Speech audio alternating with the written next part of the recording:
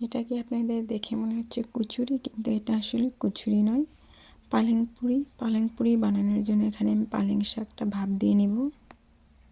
তারপরে এটাকে আমি গ্রাইন্ডারে দিয়ে দেব। এখন দিয়ে দিলাম ধনিয়ার পাতা, আদা রসুন আর কাঁচা লঙ্কা। এটাকে আমি ব্লেন্ড করে নিব এখন। তো ব্লেন্ড করে আমি নিয়ে নিয়েছি। এখন এখানে দিয়ে দিব কালো জিরা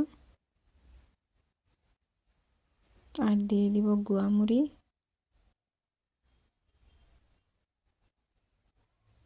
এখন দিয়ে দিব তেল,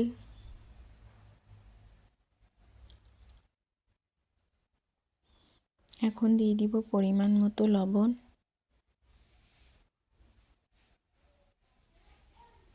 এখন এটাকে একটু ভালোভাবে মিশিয়ে নিব। এখন একটু একটু করে ময়দা দিয়ে ভালো করে একটা ডো বানিয়ে নিব। তো আমি একটু একটু করে ময়দা দিয়ে ভালো করে ডোটা বানিয়ে নিয়েছি। এখন এখানে একটু রিফাইন তেল দিয়ে ঢাকনা দিয়ে ঢেকে রেখে দিব 10 মিনিট রেস্টে। তো এখন 10 মিনিট পরে আমি নিয়ে নিলাম। এখন একটা একটা করে বেলে নিব।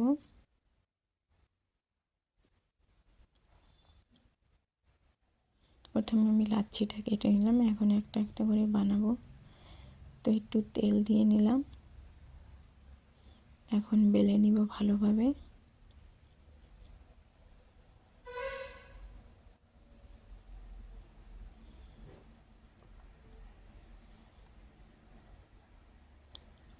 তো এইভাবে আমি সবগুলো বেলে নিব।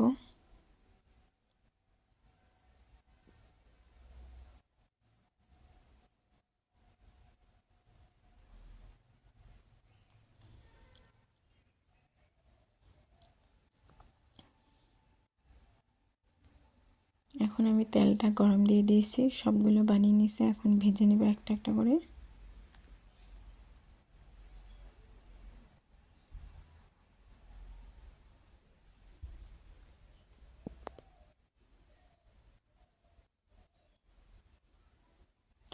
এখানে কিন্তু কোনো আমি বেকিং পাউডার বা বেকিং সোডা ব্যবহার করিনি, তাও দেখুন কতটা ফুলে গেছে।